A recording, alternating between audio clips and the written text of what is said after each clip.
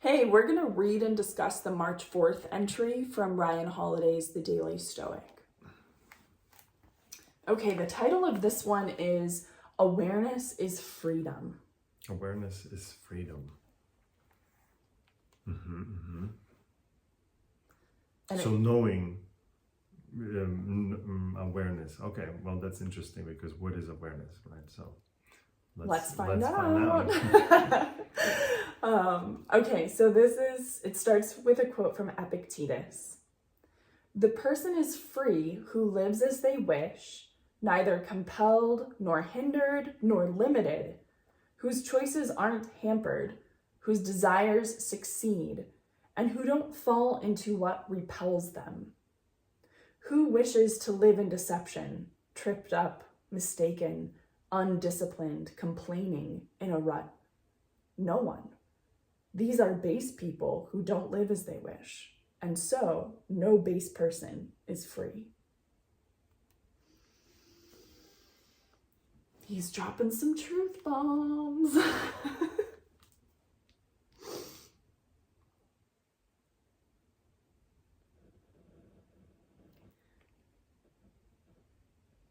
So I like the idea of freedom as someone who lives as they wish, and that is neither compelled or hindered or limited. So it seems like he's saying like they're not kind of like pulled in any, like they're not trying to control what they can't control, like they're flexible and moving with life, but they're still somehow managing to live how they want to live on their own terms. That's how I'm reading it. Well, that's the explanation of the word wish there, right? Like as they wish, the wish is, when just the word wish is in my head confusing because it's like I'm wishing that something would happen and I'm just sitting here wishing for it or something. Like that's how I'm connected to it. And you're usually wishing for something that you can't control. It feels like, hey, God, send me some lottery money. Yes. So that's why the wish, but like the way you said it, how did you say it? You said it like... Who lives as they wish, neither compelled nor hindered nor limited. That's how he says it. That's how he said it. But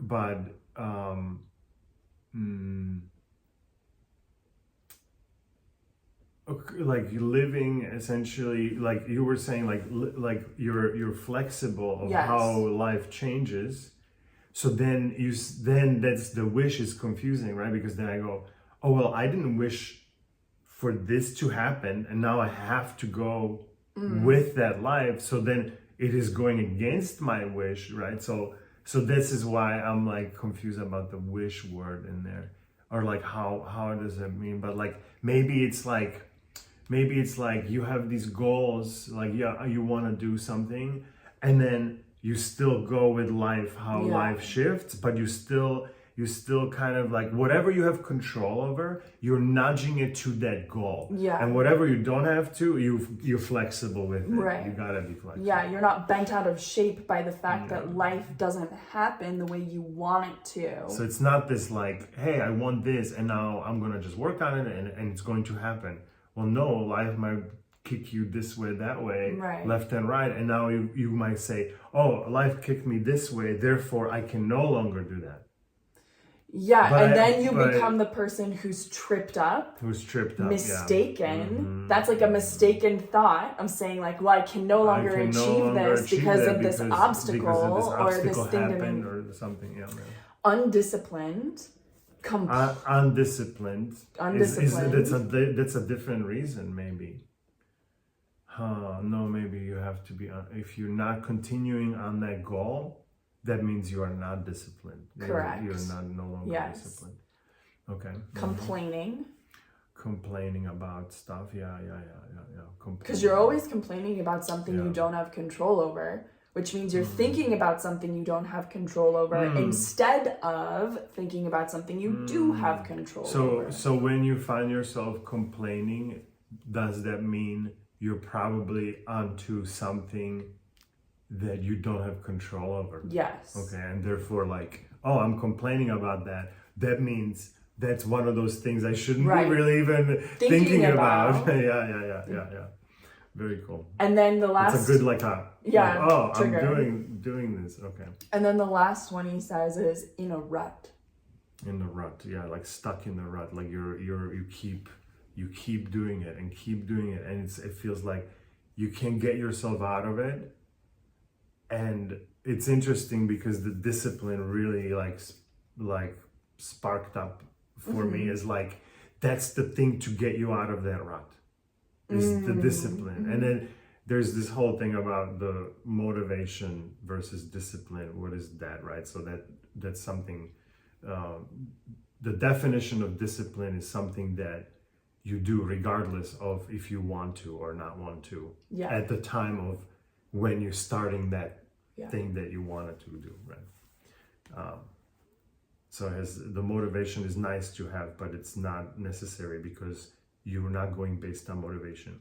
You're going based on discipline and a goal that you set, and you say, I'm going to do 10 minutes of this every day. And when you get to that 10-minute time, like I'm starting, and you go like, well, I don't really want to do that. You go, well, that's not really irrelevant. Because what's relevant is that I said that I'm going to do 10 minutes of this every day so I can reach that thing maybe over there. So this is how I'm treating it. Not like, do I want to or do I not want to? Like, you can notice that maybe like, oh, today I really want to. Let's go do whatever the thing I'm doing, right? Oh, today I really don't want to. Okay, let's go do the thing. That's the chop water, carry wood type of thing. Like, no matter what, keep doing that thing. Yeah, that's really the definition of discipline. And then that discipline thing can get you out of that rut as like one of the tools. I'm sure there might be other tools, but this is definitely like almost, I'm not saying instantly, but very quickly you see how you're improving from that rut by having some discipline about something else and getting you out of there. So yeah. So what does Mr. Ryan have to say about this? Here's Ryan's commentary. It is sad to consider how much time many people spend in the course of a day doing things they have to do.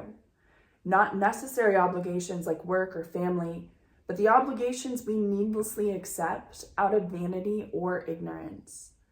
Consider the actions we take in order to impress other people, or the lengths we'll go to fulfill urges or sate desires we don't even question.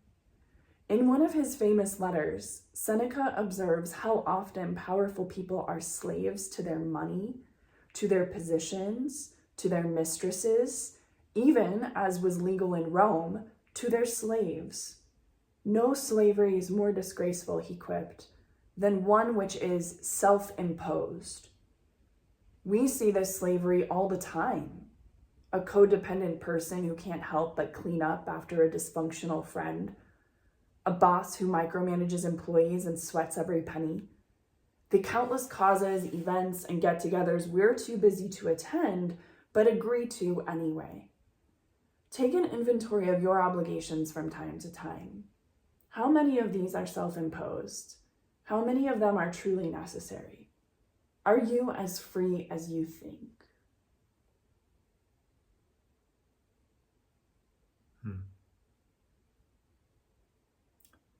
Yeah, so then I see that as like he's questioning it as like, you might think of yourself to be free, like, oh, I am already free. But he's saying, go look and see how much you spending efforts on, again, worrying about things you have no control over. And essentially, are you really free, right? Because you're really not.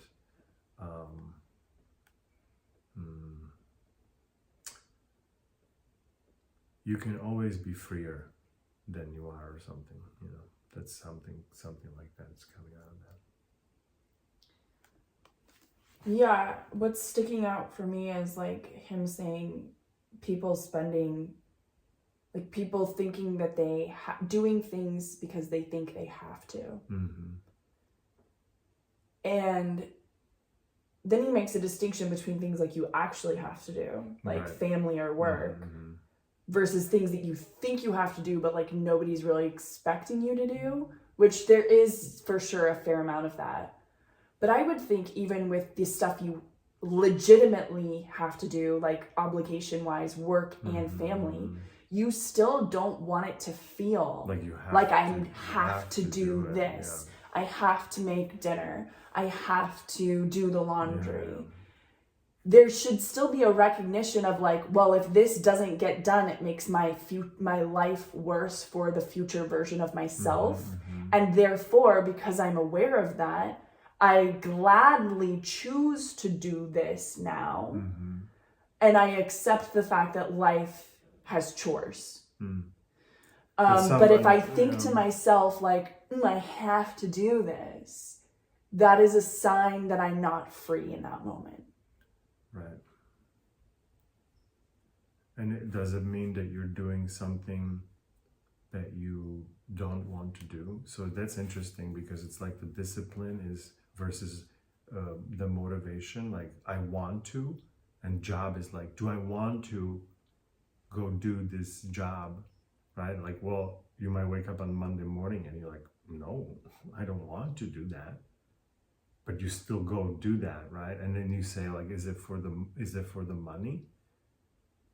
And I'm like, I just had this idea of like, well, no, maybe it's for this discipline thing. Like it's actually to keep something that you always just keep doing it or something. I don't know. Maybe that's not really maybe connected to this, but that's just something how like somehow that was connected in my head. Yeah, well, I think if you wake up in the morning and you're having problems going to your job, you either need to figure out like how do I change my mindset around this? Like find the purpose in it, and like finding a different way of looking at it, right? Find a different way of looking at it. Find the purpose in going to work, so that you're not going to work today. You're going to work today to make life better for a future version of yourself. But you could also go to work today and say, hey, you know what? There are going to be some people over there. I'm going to meet people. I'm going to have connections with people. There may be all sorts of motivational factors. other reasons why I do this. I may be helping to some customers at some end point, or clients. Or so purpose. Like you need to find purpose. Yeah. And if that's not happening, then find a new gig where you can find this purpose and this. Right. Because on the other hand, it's like if you wake up and you cannot get to the place where you find that sense of purpose, and you cannot move out of the I have to, then this is not a sustainable place to be in. Right. One of those things needs to change. Either you need to find your purpose so that you can embrace discipline and show up even when it's hard, because you know that that's actually the best thing to do for your future self.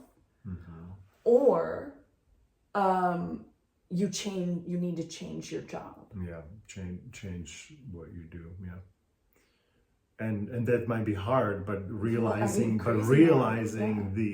that like, oh, I cannot change my view, my mind on this. I tried a ton of times. Every time I go there, it's the same old thing, and I'm really struggling with it. Like, I think that is a good sign of like, okay, well, don't quit today, but just start looking maybe for something else. And maybe it's just different people. Maybe the work itself is not bothering you. Maybe it's just the people that are there, and you are having maybe a hard time fitting into it. You will fit with a different group, right? So it's the, like finding shift so it doesn't feel like that anymore.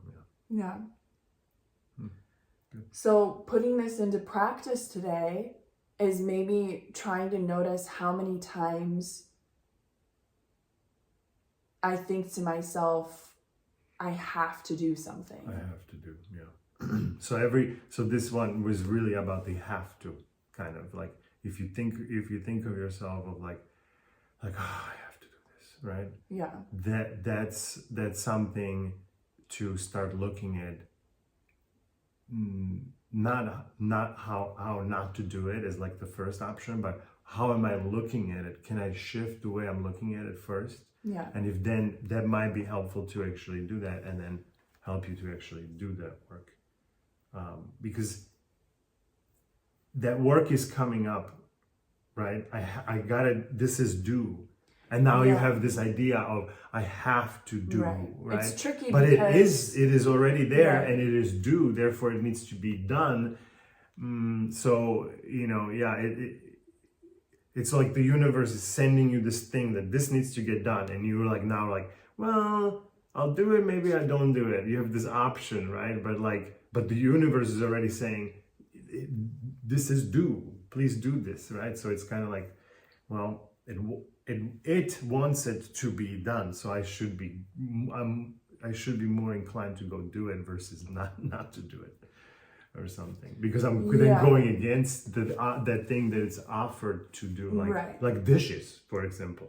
There are now dishes, so they're offered to be done, right? And it's like when you choose like not to do them, then you're kind of saying no to the things that are being offered, right? And then also you want to do it, but you don't want to think to yourself, I have to do this. And I have to. So it's this play between, there are obligations, there are things that must be done, but that does not mean that I need to approach those things with the mindset of, I have to.